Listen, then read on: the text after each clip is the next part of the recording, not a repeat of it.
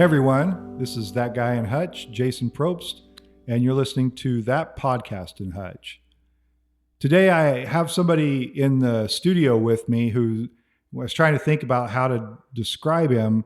All I could think was this is a guy who has done a lot of different things in his life, but the word that comes to mind quickest for me when I think about John is resilient. One of the things that really wanted me to bring him in was the fact that this summer he was in a bicycle accident where he was riding and he got hit by a guy on a motorcycle. And next thing I knew, he was out riding again, and it didn't seem to take very long at all for him to recover. But in addition to this, he's got an over 30-year career in the military. He's on the South Hutchinson City Council and has been a longtime resident of this area and has lived a pretty interesting life. So John, thanks for coming in today. Hey, thank you, Jason. I really appreciate it. Resiliency is a good thing. Yeah, absolutely.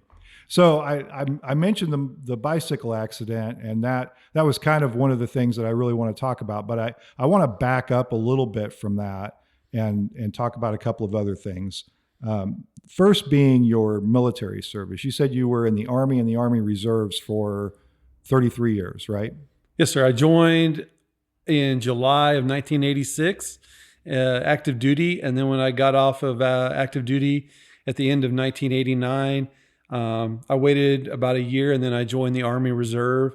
And I've been back and forth between being a weekend a month soldier and full-time as an active guard or reserve soldier. And I spent a grand total of 33 years. And I retired April of 19. And then you're still kind of, adjacent to military service now because you, in your role now, you're kind of a contractor or private support person, right? I work for the Department of the Army. I'm a Department of the Army civilian, and I'm a safety. So the 451 ESC, who I work for in Wichita, Kansas, we take care of about 4,000 soldiers in a 6-state area. And they hired me to be the safety. And so what I do is check out building safety, facility safety, run a motorcycle mentorship program, and fire safety and things like that in regard to how the soldiers are in the 451.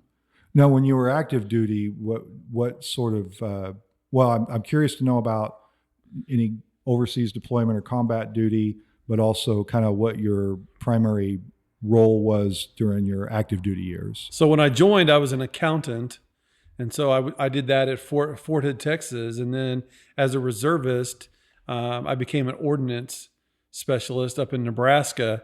And during that time, I actually got mobilized and deployed over to the European theater for Operation Joint Endeavor, which was in Bosnia. Mm-hmm. So I didn't go to Bosnia or anywhere. I went to Germany and I ran the finance office over in Wiesbaden, Germany for 9 months. And then I came back in 2004. I got called up again and I deployed to Fort Riley. And when they decided not to let troops into Turkey and stage in Turkey, they demobbed us because that's how the laws are. They felt like if they couldn't get a year out of us in theater, that they would rather send us back home and send somebody else back. And after that, I have been deployed a couple times, but never to theater. I've been to Fort Campbell. I've been to Fort Hood. I've been to a couple places, and they've just never seen fit to send the old guy over to theater, I guess.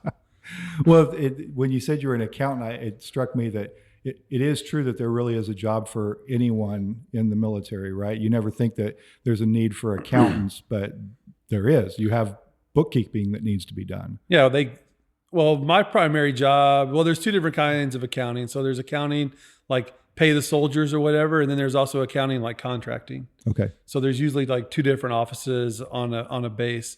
And so the contracting will pay for, the copiers and everything that goes in, the food that comes into the DFAC and all that kind of stuff. So it's like a city. So when you're the Army is like a big business. Mm-hmm. And so every big business has got a comptroller and a comptroller's office. Yeah. And so that's kind of what a finance office is. And the comptroller's office in a big business, they do the same thing. Some of them pay the people and some of them pay contracts. And every base is basically a city. Yeah, you have infrastructure, you have Yep. all these things that are going on, right? Yep. Yeah. You got guys that fix the buildings, guys that build the buildings, you guys pumping gas. You've got guys at the hospital. You've got guys everywhere. There is a job for everyone. Yeah, that's amazing when you think about all the moving parts of something. I actually have a friend, and his son is in the Army band. Really? See, people would never think like, oh, I mean, every once in a while you see like, oh, how do these guys get in the band? Yeah. And so if you know somebody, it's quite a process, and they're very elite. Yeah. Kind of band members, but it'd be cool duty. And then there's also one of the soldiers I know pretty good that he's out of Haven, and he was part of the President's 100 or the people that marched in front of the tomb. Oh, wow. And all that. Yeah. So and I've known when I was in high school, I was involved in music pretty heavily, and it was always known that the Army and Air Force bands were two of the best bands that you'd ever come across. Yeah, they're pretty hard to get into. Yeah. Yeah. They wouldn't let me in, I'm sure. So during your, like somewhere in there while you were in active duty, I can't remember what year you told me before, but you became kind of involved in competitive cycling and running and things like that. I did. Back in 99, I decided that I might be getting too old to play basketball all the time. So I wanted to find a different sport. And my sister said, hey, let's sign up for a triathlon. And I figured, you know what? I can do that. I can run. I can swim. I'll do whatever. I was a swimmer in high school. So I decided I would do that. And I really enjoyed riding the bike. So I did the triathlon, but I kept biking more. Yeah. And so I have done some triathlons, but I really like cycling, and I cycled a lot in the time I was living in Nebraska. There's pretty active guys up there, and, we rode, and I'm a competitive person. So if you have a race, I'll probably sign up for it. Yeah. And you've raced for quite a while with a group here. And I see you guys usually blowing, if I'm on the road, you're blowing past me, but tell me a little bit about that group. I do slow down and chit chat, Jason. You know that. I do know that. So I'm the president of that, and that's the Midwest Masters Cycling Team. Prior to that, it was River City Racing, and the person that ran it was a guy named Dr. Bob Bruce, and he turned it over to me in 2010, and I've kind of ran it ever since. We put on races here in town, and we put on rides, and we put on races in Wichita. And we try to have just a good group of people, and we try to get together and have group rides. And, it's about camaraderie and fitness. And, we do sometimes ride fast and ride past people. A lot of people don't know, but Hutchinson is on the transcontinental bike route. Mm-hmm. And so if you ride on a Saturday or a Sunday morning and you're up on 95th Street or 82nd, you can see people coming by with all their bags and different stuff. And we always slow down and ask them, hey, where are you from? Where are you going? I'm always curious. You see people with solar panels on the front of their bike, like charging up batteries and stuff like that. You see some different stuff. And it's always nice to chit chat with them. Sometimes they ask you like, hey, where's a good place to eat, or where's a good place for whatever. So I feel like we're doing our little Reno County service or whatever by trying to help out the transcontinental guys. I love that. Particularly like May and June is when I tend to see most of the transcontinental riders. And I'm like you, I always try to catch them and talk to them because you never know where they're from. A lot of times I'll talk to them and they're from England or France or somewhere in Europe. And it's just fascinating to me that they're out here. Last year, I think I ran across a pretty young kid. I think he was maybe 16 or so, and he was doing it. And I thought, it's pretty remarkable the stories you can get out of that. Yeah, I've seen them. They've either been loaded down. I even met one guy one day that was pretty fast. He was a college kid, and apparently he was traveling across the country, and all he had was like some flip-flops and a pair of shorts and his debit card. And that's it. Yeah. I was like, what? He was like, yeah, they get, the warm showers website. He got some places to stay, and he just was like, I'm going to do this low tech or whatever. And he was riding a lot of miles, but from riding bikes that if you don't have to carry any stuff on your bike, you can really ride a lot It's all the faster. better. Yeah. Yeah. So he was getting after it.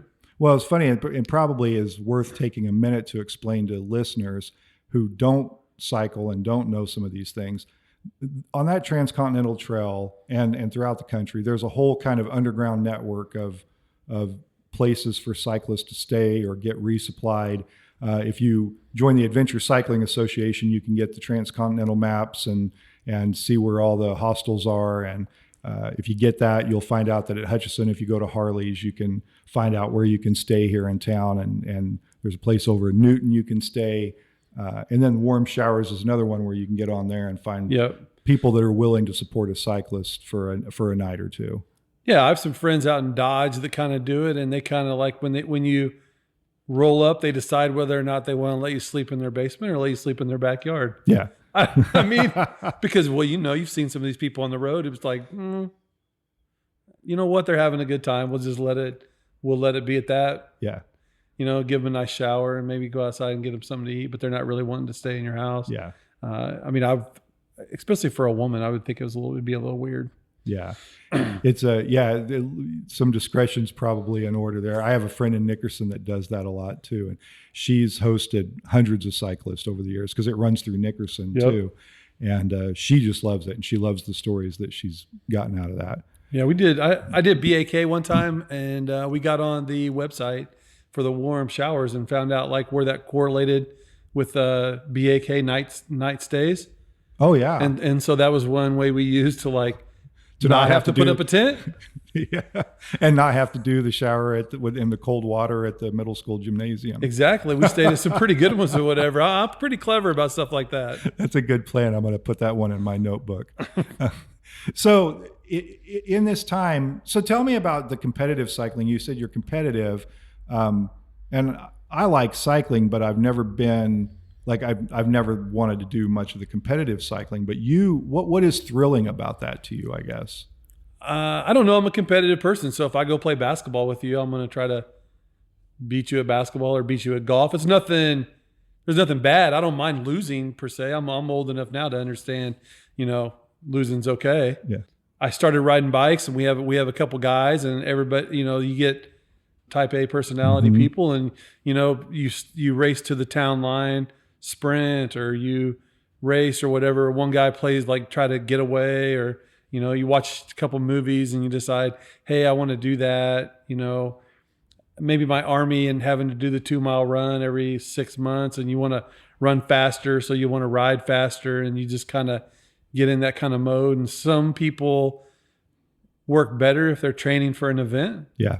So if you have an event to train for, it gives you the reason to go ride, the reason to go drive. But like I have told you before, and I tell everybody, that people that race bicycles generally like to ride bicycles first. Yeah. Because if you don't like spending time on your bike, you're probably not going to be very good at racing either. And I can go ride with my friends at 10 miles an hour, 15 miles an hour, at 20 miles an hour. It's all about riding out in the countryside with friends. Yeah. And I give you trouble sometimes about how fast you guys ride, or how fast I know you can ride. But you do have kind of a fun ride that you do, at least during the summer and fall months, right? You start at Salt City Brewery and go out and make a run and then come back for some beer, right? Yeah, we try to do that on Thursday nights in the summer, and we try to get 2 different groups. It kind of depends on who shows up. Steve Peterman rides bikes. People don't know that. He's got his bike up in there, and if I call him up and say, "Hey, Steve, air up your tires and find your helmet," he'll throw his stuff on if he's not too busy, and he'll come ride with us. And the slower people, or maybe not slower, but just ones that don't run a ride as far, will go 15 miles, 10, 15 miles, and then the other guys will go 25, and then we'll all try to have a beverage at Salt City afterward. And we kind of do that. And then they also try to hit up Second Saturday's rides. Okay. Yeah. In the summer. And those are not fast. That's generally to breakfast and back. And they go to Bueller one time. They go to Pleasantville one time. They go to Yoder. And then I don't know if they go to another one. They used to go to Nickerson. Yeah, Nickerson, to the Sunnyside Cafe or whatever it is.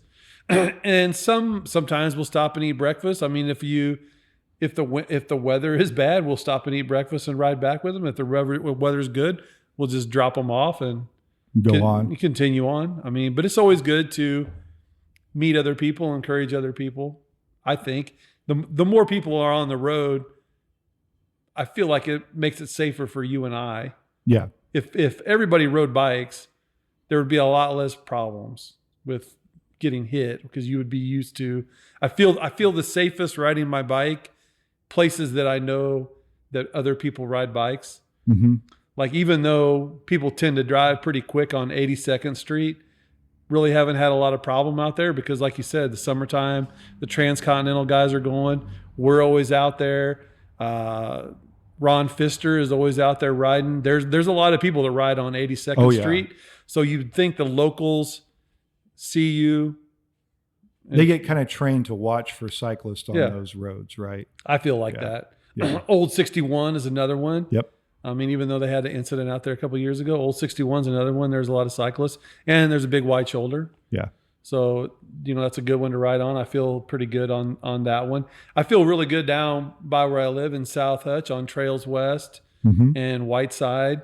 That's where we do a lot of riding in the summer because you want to ride into the wind. And if the wind is blowing from the south, you want to head south. And so Whiteside's a good one to go to, and Arlington Road and Parallel. And I know they see lots of cyclists out there. And besides those guys they're farmers, and they usually like slow down and wave and, all that kind of stuff. I feel pretty safe. And anybody that's came and visited me and gone and rode out in the countryside of Reno County has felt pretty safe. And, they kind of like, hey, I'm kind of jealous of the good riding that you have. It's flat and it's windy and it's hot, but dang, the cars are kind of friendly. Yeah. It's not that way everywhere. There are some places where the drivers are a lot less friendly to cyclists. Yeah, I mean, I raced, and I also did race across America. So I've ridden in a lot of states or whatever, and I've ridden through St. Louis and rush hour traffic. And yeah, I'm not signing up to do another one anytime. I mean, if they asked me to do one for them, I would, but I'm not going to go ride over there just for the heck of it. When did you do Race Across America? 2012. Okay. And what is that? Is that... People know about that, like super fast. People are trying to get through on the Trans Trail as quick as they can. But what is the Race Across America? So the Race Across America was a precursor to the Transcontinental Race. Okay. So it starts in Oceanside, California, and it goes to Annapolis, Maryland. So roughly 3,000 miles. How long does that take? So most riders? I did it as an eight-man team with the Wounded Warrior Project. I did it in 7 days, 2 hours and 50 minutes as part of a team. So we do it like a giant 4x100 relay. So we had like 4 guys sleeping in the motor coach and 4 people riding one at a time. And you rode as fast as you could for 45 minutes or so, and then hand it off to the next guy. And we would do that. And so our 4-man team would do about 200 miles. And then the next 4-man team would do 200 miles. And we did that across the country. Okay. And in addition to 8-man teams, there's 4-man teams, 2-man teams, and individuals. So the individuals, some of the individuals, like 10 days. Wow. 11 days. That's spending a lot of hours on a bike all day. They're pretty tired when they get to Kansas. They come through Kansas on Highway 54. Okay. So you could go see them in May and June. It's like the first week in June.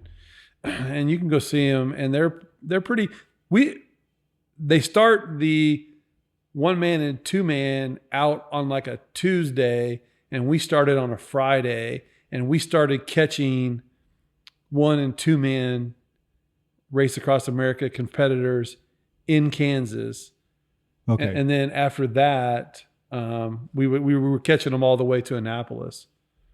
Yeah. And the wind, when I see people from out of state or see people on the Transamerica Trail, the wind is what they talk about. They're not used to that wind here. So that year, 2012, we had 2 different Wounded Warrior Project teams, and I was the captain of the one with some Wounded Warriors. And then they had another team of elite cyclists, like pro level cyclists. And so the pro level cyclists hit Kansas a day before we hit Kansas, and it was 100 degrees, but they had a prevailing southwest westerly wind. Okay. So they rode across the state of Kansas at like 32, 35 miles an hour. Yeah. Right. So one day later, we hit Kansas. It was the same 100 degrees, but the wind had turned around and it was coming from the southeast easterly wind. And so we rode across Kansas at about 15. And the rest of the guys that were on my team said they don't ever want to come back to Kansas. It takes a lot out of, I mean, and even riders from other areas of the state, when I do bike across Kansas, the wind is, if you're not from a windy area, we have a joke out in southwestern Kansas that if the wind stops blowing, all the cyclists fall over because they're used to leaning. I can see that. I noticed my last year at Fort Campbell, Kentucky, when I was deployed there, I hooked up with some cyclists and I would go to their group rides and they would complain if it was 10 miles an hour. It's almost uncomfortable if the wind's not at least 10 miles an hour. I think they even, if you watch the weather, if you get on and look at the weather in like Tennessee, the weatherman says it's going to be really windy today. It's going to be 5 to 15 from the whatever direction, right? And when I watch the news in Kansas, 5 to 15 is a mild day. They don't even mention it. No, they don't even mention it. They don't mention it until it gets to be that 15 to 20, a little breezy. And then if it says 25 or more, then it's going to be windy. Yeah. We don't even give it a second thought. Yeah, they have no idea. They have no idea. Well, so I want to come up to in 2005. You're riding competitively and you're racing, and you ran a race, I think, in the Flint Hills. Bizarre. Yeah, and after that, you didn't feel well. On the way home, you didn't feel well, and you went to the hospital, went to the doctor, and they said you're having a heart attack. And when that was all said and done, you were in Salt Lake City getting a heart transplant. Well, they did triple bypass that night. Dr. Levinson was the guy that did my triple bypass. And so, but the blood flow was cut off for over 12 hours. So what that does is destroy a lot of heart tissue. And so they didn't know if I would need a transplant or they didn't know what, but they were surprised that I was alive. And I went home. That was in April of 2005, but I was in heart failure and I wasn't really getting any better. I actually was getting worse. And so the decision was made that I should go to Salt Lake City in July. And I went there in July, and on August 5th, I received a heart. And so it was a little bit of a process. How old were you at the time? 36. 36 years old. Did anything about you're really healthy, right? You're running competitively, you're biking, you're doing all these things, nothing to indicate that you would have a heart attack or heart failure, particularly at 36? No, nothing. Actually, I had like a week before, I had a physical with the Air Force Base or whatever, and the guy was like, "Wow, you're in great shape." I wish I was in as great a shape as you. I don't know. Maybe that was a curse or something. I don't know. The previous year, I took the anthrax series of shots like 2 different times because they lost our shot records, and so my doctors think that potentially there could have been an issue with my heart and the vaccination. We had 2 other soldiers that had pericarditis kind of issues or whatever and couldn't mob in 2004, and since then they've stopped doing the anthrax shot. And so you can't really go backwards in time. So I don't know. All I know is you got to be resilient because you can't curl up then. You got to keep on going. Well, so talk about that a little bit. To me, it doesn't seem that there's anything more invasive or like fundamentally shocking than having your heart taken out and somebody else's heart put in. So can you talk about that process a little bit? I mean, I have never met anyone aside from you who's had a heart transplant, and talk about the recovery process too. So I was in Salt Lake City. I was in the ICU. So if you're in the ICU, you kind of move to the top of the list, and you don't really, you need a transplant, but you don't think about it as much as that. You just think about like, okay, well, tomorrow morning I'll have Raisin Bran. I'm going to have some coffee. I guess all you can do is pray and, hope for the best. And My doctor was pretty convinced that there's a lot of healthy people out there. So if something bad happens to one of them, then that's a good chance to get a good heart. They do have really good 5, 10, 15-year prognosis. So that was a good place to be. And I was at LDS in Salt Lake City, Utah. And my doctor was a guy named Dr. Dale Renland, who's actually one of the founding fathers now in the LDS church. And so I saw him every day, and he really believed in his job, and he believed in people, and he believed in medical intervention. And he was pretty convinced that they would get a heart for me, and it would be great, and my prognosis would be great, and he would send me forth to do great things and tell people that I'm not disabled. Yeah. And so I didn't really think about it too much until I found out, like, hey, today's your day. We found a heart. It's out in Montana. The person passed away. They were an organ donor. The surgeon went to get the heart. He's got it. He says everything is great. We're going to prep you for surgery. And so then they wheel you in, and they do surgery, and you say goodbye to your wife, and then you wake up the next day and you got a new heart. And the heart you got was, if I read the story right, it was like a 19-year-old, right? It was 19-year-old. 19-year-old from Montana. So the way the hearts work, I'm a big guy, like 6'3", and at the time, like 200 pounds at the time. And so it was probably from a guy, because it has to go in the same size cavity. Mm-hmm. But other than that, I don't know the name. I don't know anything. And everybody always asks, like, hey, do you like chicken fajitas now, and you didn't like them before or something, or some crazy thing like that? And the answer to that is no, probably. Yeah. I've written them a couple thank yous, and the way it works is they have to be receptive. Mm-hmm. Now it's been 15, 16 years.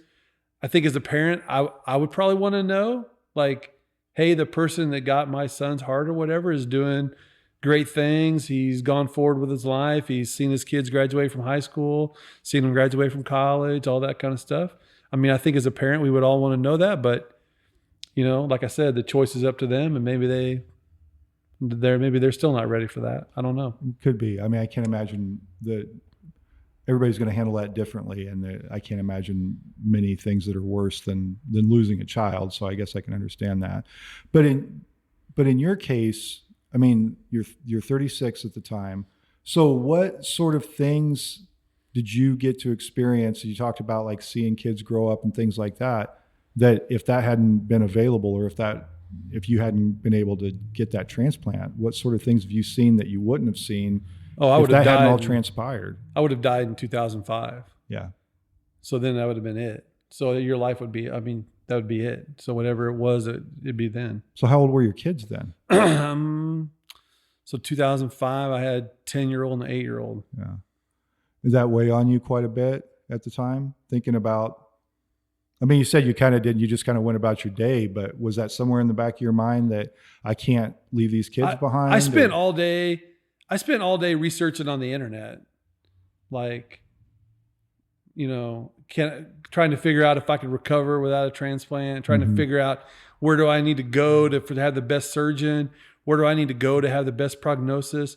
Even in 2005, even with I think it was like dial-up service or whatever, you can still read medical articles and stuff like that. And I'm the kind of person that like, I want to be resilient or whatever. And I want to find the best prognosis. I tell people all the time, like, if they're like, hey, my knee, whatever, find the best doctor you can find, because there's one out there. Yeah. And there's somebody out there doing great things, and you just got to find them.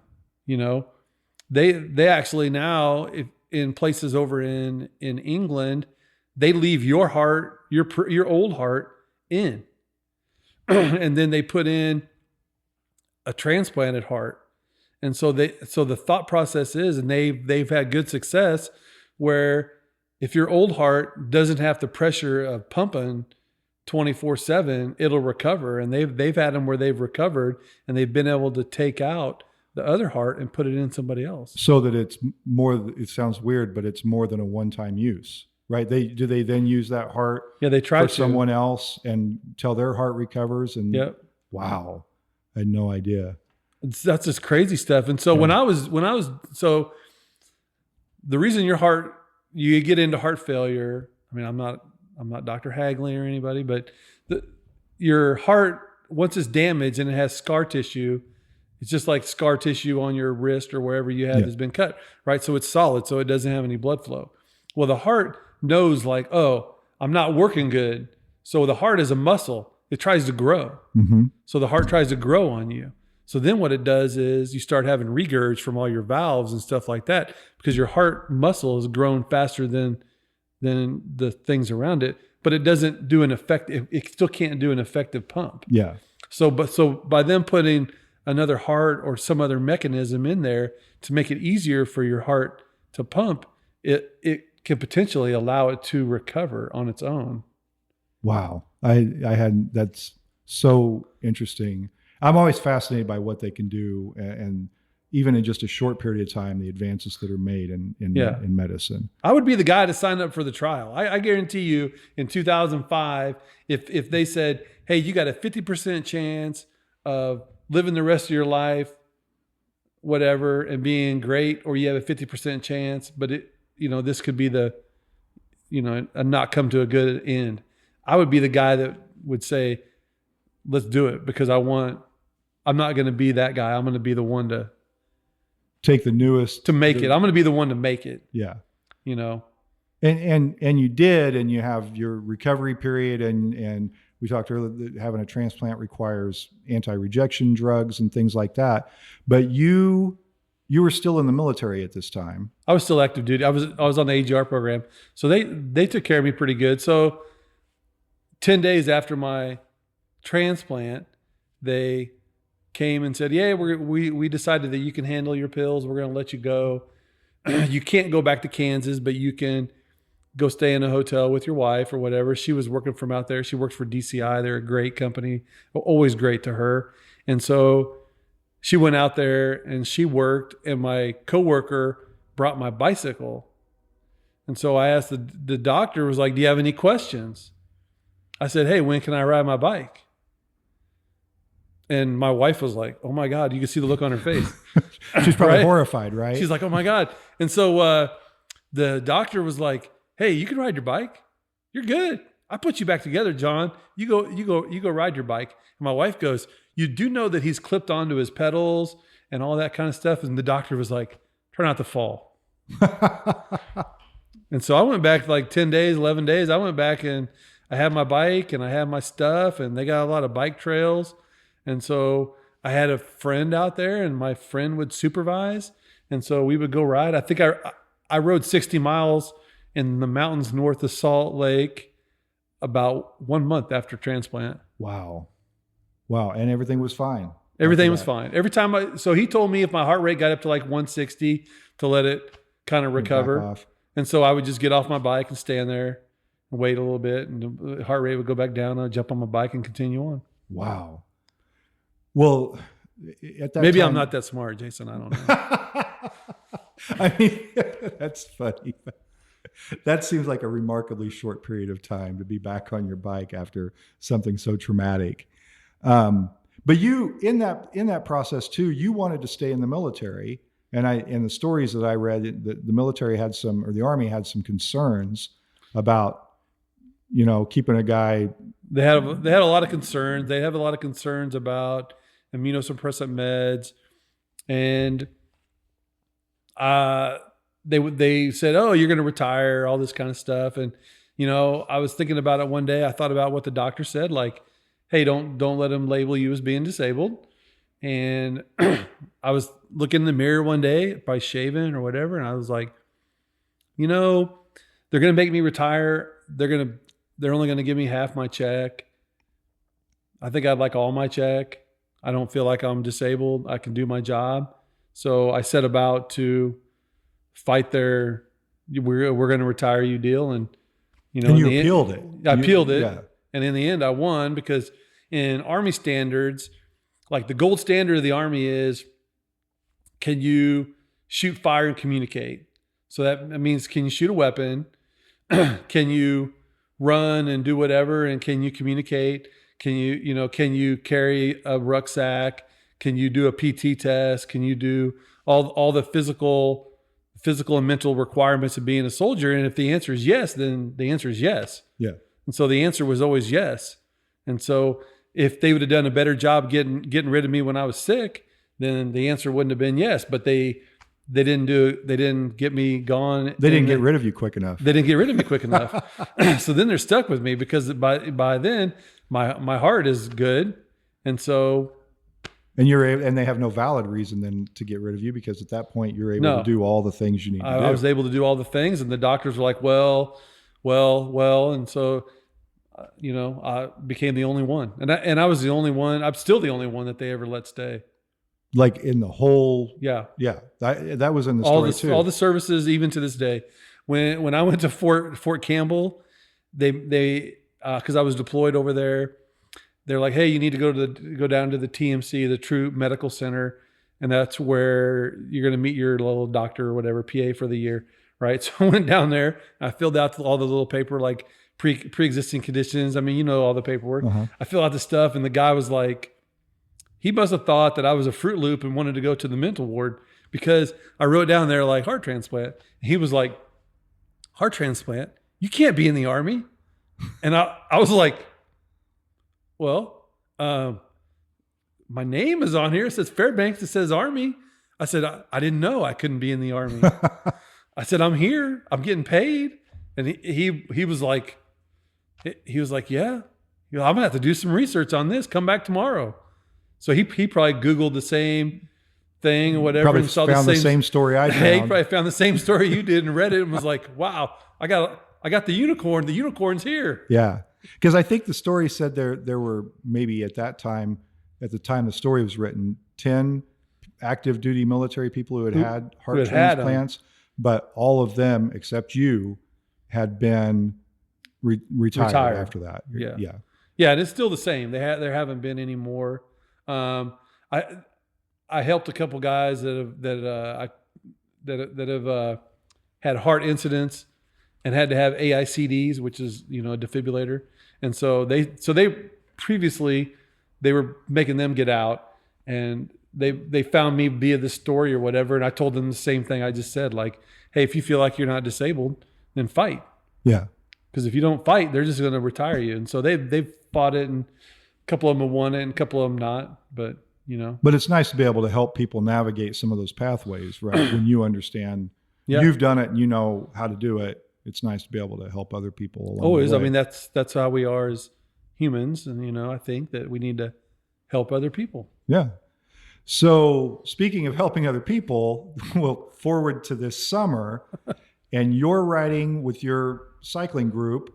Yep. Just north of town, and anybody locally will know Hendricks is one of those pretty common bike routes too. We typically head out Hendricks, go up to 82nd, and then go from there. And you're about 36th Avenue, just on the north edge of town, and you get hit by a guy on a motorcycle, throws you off the bike. And a nurse lives right there, and she comes out and starts. She was actually just getting off from work. Really? So she was like, just got out of her car and heard the commotion or whatever. And it was right at the end of her driveway. And Lacey came out there, and she was like, hey, what do you? And I was like, one foot was unclipped, and the other one, I was fighting to get my other foot unclipped or whatever. And like, she was talking to me, and I was like, well, I think I can get up. I said, I don't think it was that bad. And she was like, of course you were. Huh? Of course you were. She was like, she was like, no, you need to stay where you're at. And so she was like, you need to stay where you're at. Just stay where you're at. I'm a nurse. Well, she was wearing her scrubs. I'm a nurse, this and that. And so, my buddies were right on the scene too. And so I didn't really know it because it's really hard to see like the outside of your left ankle, because it was below the actual ankle bone, but the guy's foot peg went into my foot. Oh. And so I take Eliquis, which is the only thing that I said to her was like, hey, I take Eliquis. If I don't think I hit my head or anything, but if anything crazy happens, make sure you tell them that I take Eliquis. Is that a blood thinner? It's a blood thinner. Okay. Yeah. So I did not know that my ankle was bleeding that bad because I couldn't see it. But she was like, oh, your your ankle is pretty bad. You need to not move your foot.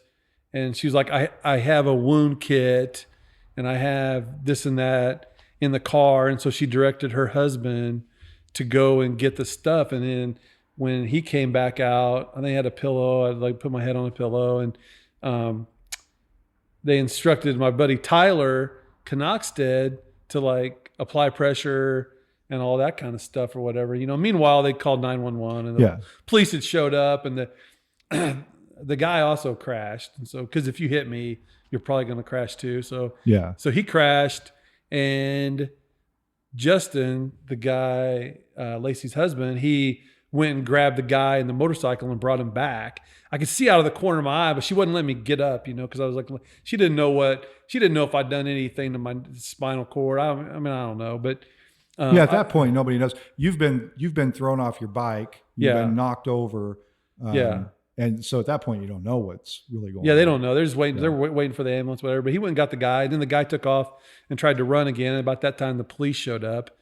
And then about that time, the ambulance came. So those guys, and then my wife showed up because my Garmin, your Garmin has got that crazy, you've been in a crash thing. Oh, yeah. So my Garmin was like, beep, beep, beep. And I sent my wife an email or a text or something like, hey, your husband or whatever is your Garmin person, you're the person of contact, and your person's not moving anymore. So I'm sure she tried to call me. I didn't answer my phone.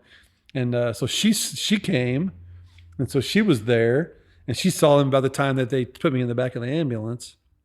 But when it was all said and done, you had a broken ankle, broken wrist, 4 ribs, and a big hematoma on my hip. Yeah. So when we're cycling, sometimes some of us have mirrors. Did you have a mirror on? No, I had all the flashing lights and stuff. Yeah. I like riding with my man Mike Loudon because he's always got a mirror, so it's always kind of nice. But no, I did not have a mirror. So you're just riding, and then you just feel the impact of this motorcycle hitting you. 5 seconds, like less than 5 seconds. You know how you got the sound of like the weed eater sound or whatever. Mm-hmm. I heard that, and I didn't know if the guy was going to come by me. I didn't know what. I had like 2 seconds, and then like you feel a wave go over you, and you hear like bouncing plastic, or whatever, because your computer falls off your bike and it's bouncing down the road. Sometimes it like isolates all the sound or something. It does something. It's something weird, and then he went about another 30 yards and he crashed. And so, so you go to the hospital, they fix you up. How long were you in the hospital that time? I was in the hospital for a week because the problem is like, it was my left ankle and my right wrist and the ribs were on my left side. So I couldn't like pull myself up out of bed hardly. Oh, okay. Yeah. So then they put me up in their rehab thing to kind of figure out like, okay, well, how's this guy going to be? They weren't going to let me go home unless I could kind of take care of myself. So that took about a week, and then they let you go home. A week and then let me go home. Then my wife babysat me. So. And then how long after that was it before you were back on your bike? I had to wear the wrist brace and the ankle deal for 6 weeks. And then the doctor said, hey, you can, resume activity, be careful or whatever. So to me, that means get back on your bike. My bike was broken. So the only bike I had was a gravel bike, which I guess is okay. So I started riding. I went back to riding on gravel roads. So I ride with a group. There's like 3 or 4 of us. So they go out and do gravel. Yeah. Do you find gravel around here? We have a lot of sand. Sand is north, gravel south. Gotcha. I have to remember that. Yes, remember that. That's my neck. I've got my eye on my next bike as a gravel bike. Everybody does. It's what is that? N+1. N+1. The perfect number of bikes is the number you have now plus 1. Yeah, I've got about 10 or 11 maybe. Really? Everybody in my family rides the same size bike. Oh, well, that works. So I'll never have to sell a bike. I can just give it to another kid. Just swap them around. Swap them around. My daughter rides, her boyfriend rides, my wife rides. My daughter and her boyfriend ride. They race and do stuff like that. Okay. But so I just keep them, and then I have a vintage bike, and I have a mountain bike and a gravel bike and a road bike and a time trial bike.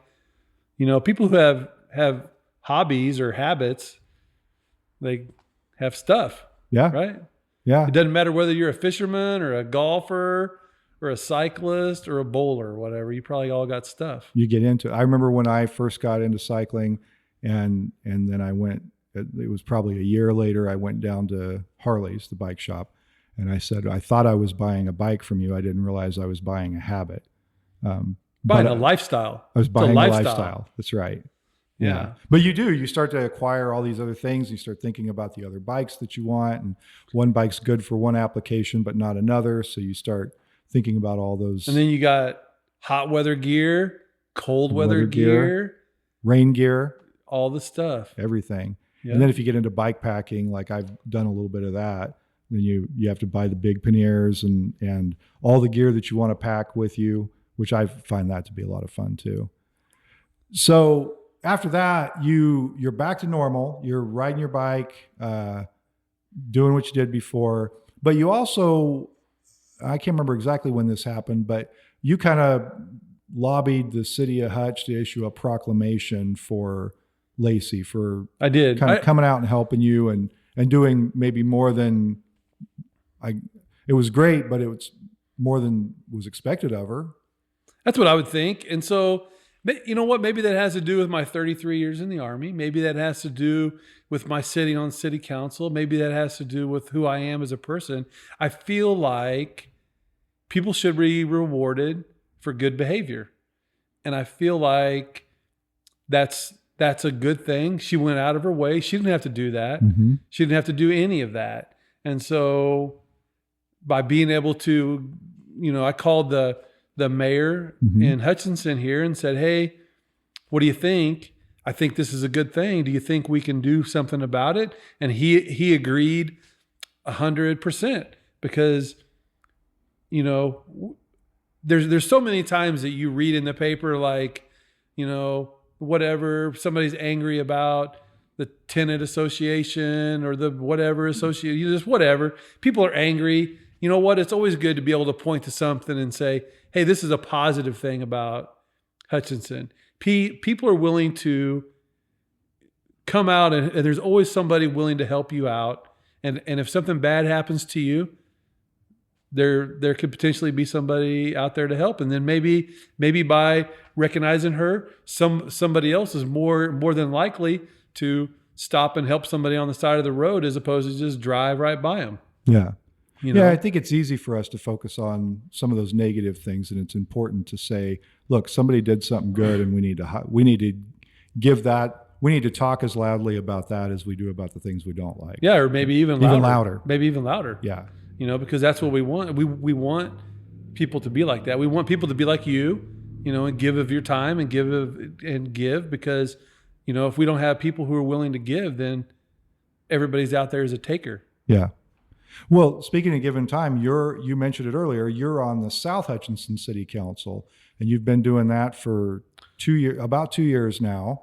What kind of led you to want to do that? So when I retired in 19, their superintendent down there, James Dole, also mows yards, and he mowed my neighbor's yard. He also rides bikes. So we have a little bit of a cross. I know James a little bit. And so he would stop over at my neighbor and he was like, come on, John, we need some young people on city council. I know you're not doing anything. You need to run for city council. You need to run for city council. And it's kind of weird because my license plates expire in May, right? So I was down paying for my license plates and there was a sign and it said like, city voting office or whatever it is. You probably are familiar with whatever that sign said. And I was like, you know what? Let me go down here because James told me that June was the deadline and my plates expire in May. So I was down there prior to the deadline. And so you just went over to the clerk's office. I just went over to the clerk's and filed. While you're paying your tags. While I was paying my tags. I was like, you know what? I think it was like $35. I said, for $35, what the heck? Yeah. What is it? One night every 2 weeks or whatever? It'll be okay. Right. I I did it, and like at South Hutch, you really don't have to run per se because there's not a lot of people that want to do that. They have had some issues that I actually knew nothing about because I was gone, and I have enjoyed being on the South Hutch City Council. Have you learned quite a bit since you came onto the council? One of the things I found is in the legislature is all these things I didn't know anything about. These other parts of the world that I may have known that much, just a little tiny bit about, but as you get into it, you start to learn a lot more about how things work and how they fit together. Water, maybe learn about water. You learn about water, learn about infrastructure, learn about drainage. Yeah. So we learned about, because we've dealt with all these kind of things. We're currently dealing with water, and we have dealt with, we've tried to be good for our citizens in regard to the floodplain and some different things like that. And we've paid for some, engineering and some different things or whatever. And so we feel on our city council pretty good about trying to be good to the citizens or whatever. And so trying to do the right thing. We're all pretty happy about living in South Hutch. Mm-hmm. I mean, to me, it's a great, like, unknown community. I always joke, like, come to South Hutch, we spray for mosquitoes, right? I used to live over on West 28th Street. You go outside in the summer sometimes, and the mosquitoes would about carry you away. You couldn't hardly get anybody to spray for them. You couldn't hardly do anything. South Hutch, they're spraying you could probably call down to the office and say, hey, there's a lot of mosquitoes in my neighborhood, and they'll spray the next week. Yeah. So I just, South Hutch, it's 15 minutes closer for me to work. Yeah. And they spray for mosquitoes. So for me, it's a win. It's a win. It sounds like you found a home there. I did. Well, as we kind of come towards the end of things here, I want to, I guess I want to ask you about, like, as we have this conversation and we've talked about all these things, and I said at the beginning that the word that I think of first with you is this resilience. And I think as you talk about some of the things you've done in your life, it's pretty clear that you just kind of have this attitude of resilience. It's more not just the saying I'm going to be resilient, but it's an attitude too. Can you talk about that a little bit, about the importance of having that sort of outlook on life and having that determination? I mean, when I think about it, it's like you're really driven to say, I'm not going to let this thing stop me, and it doesn't really matter what it is. Like, kind of where does that come from, or how did you develop that, or is that just done from living? And maybe all the above. I talk about it with my friends about sometimes what's in your DNA is in your DNA. I mean, I don't know. By joining the Army when you're 17, just kind of is still young and a little bit impressionable. And so you kind of get that maybe beat down a little bit, but then you realize, like, okay, well, I can't let anything beat me down. And then once you decide that in life, then you're going to be resilient. In the Army, we try pretty hard to do, it's called MRT, Master Resiliency Training. So we do it with all the young soldiers, and we try to do it, and we try to teach them to, it's like an iceberg, mm-hmm. Look at the good, and look at below what's going on below the surface, and try to get the good out in things. And maybe I've tried to do that. I've talked to these resiliency. They send out trainers, mm-hmm. and they're all like, hey, John, this and that. They try to get me to be a trainer a couple different times. They're like, yeah, you probably don't need the training. You are resilient. You are what we want or whatever. And it's like, well, I mean, everybody can be this way. I think it's a mindset. If you get up in the morning and say, I'm going to have a great day, I think that say hi to somebody, have a nice cup of coffee, and try to think about life as like, what can I do? What can I do to make my work better? What can I do to make my house better? What can I do to make my conversations with people better? I mean, it's probably something that I've developed over the last 30 years or whatever, I guess. I mean, I don't know, to answer your question. It's very difficult to say how does somebody get that way. I've tried to get my kids, my wife and people who work for me in the Army. I try to get them to, like, hey, you know what? Be about change. Don't be about the problem. If you identify a problem, work to fix it. Come see me. We'll help you, and we'll work to fix it. Get on the board. I would say for people in Hutch, like if you're upset with whatever's going on in Hutchinson or whatever, sign and get on a board. I'm sure you would say the exact same thing. It's the whole Teddy Roosevelt man in the arena speech, right? If you don't like something, you should try to change it. So like way back, not to be like, I can't even remember what year, but like I did the triathlon out at the park. Mm-hmm. There weren't any kids, right? I came down here from Nebraska in 2004, and up in Nebraska, every time there was an adult triathlon, they had kids. So I was like, oh, okay. They don't have any kids. I wonder why they don't have any kids. So I went down to the rec when I was paying for something, and I asked somebody, and they got Ted, and he came out there, and I was like, hey, why don't you have any kids? He's like, well, this and that and this and that. And he goes, but you know what? That doesn't sound like a bad idea. We got a board for that. If you would like to come down and be on the board and voice what you feel, we'll see what happens. So I was like, you know what? You're right. I should always take my own advice and be about change. Yeah. And so I went down, I sat on that board. I looked at all the people, Bob Updegraff and all those guys, and said, hey, this is what we need to do. We need to have kids.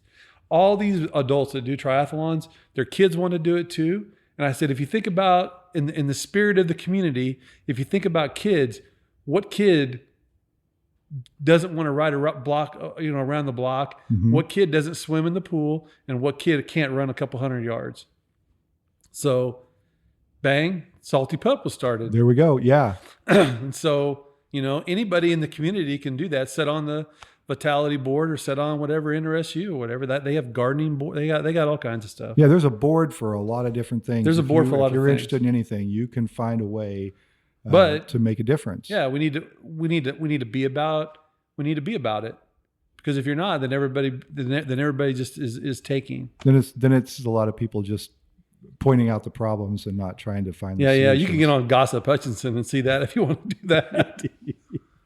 Yeah, that's right. Right. Well, thanks for coming on today. Thanks for talking to me about your life and your experiences. I was really glad to dive into that a little bit more and appreciate you sharing that with everyone who listens to this. Hey, thank you, Jason. I really appreciate it as well. And it's always good talking to you. And you know what? Maybe you can ride a little faster now. Get a gravel bike and come south. That'll work. I can do that. Come south and ride with us.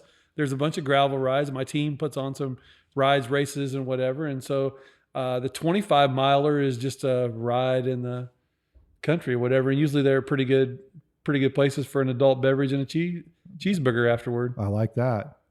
We'll do it.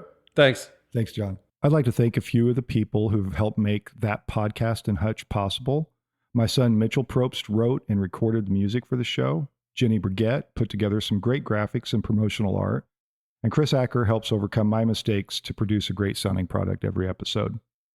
That Podcast in Hutch is made possible through a collaboration between the Hutchinson Arts and Culture Collective and Salt City Sound. They're working to bring resources and infrastructure to support art, music, and storytelling in our community. If you have an idea for your own podcast, reach out to them at podcasts@saltcitysound.net. If you enjoy That Podcast in Hutch, be sure to subscribe and share it with all your friends. You can also help support this production by subscribing to thatguyinhutch.substack.com or by emailing me at thatguyinhutch@gmail.com to learn about sponsorship opportunities. Thanks for listening, and I hope you'll join us again next week.